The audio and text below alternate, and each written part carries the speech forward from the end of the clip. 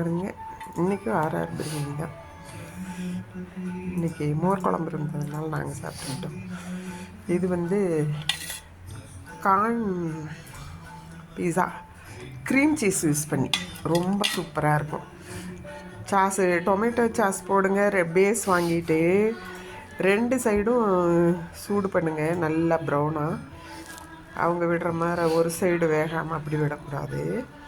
அப்படியே தவாலேயே லேசாக பட்டர் விட்டுட்டு 2 பக்கம் நல்லா ப்ரௌனாக சூடு பண்ணிவிட்டு அதுக்கு பிறகு தக்காளி சாஸ் போடுங்க. அதுக்கப்புறம் கார்ன் தனியாக வதக்கணும். பெப்பரு இது கொஞ்சமாக சில்லி பவுடர் உப்பு போட்டுட்டு நல்லா சால்டேட் பண்ணிவிட்டு, அதாவது கார்ன்னா முழு கார்ன் வாங்கிட்டு அதை சீவி ஃப்ரெஷ்ஷாக எடுக்கணும். எடுத்துகிட்டு செஞ்சால் 1 கப் வரும்.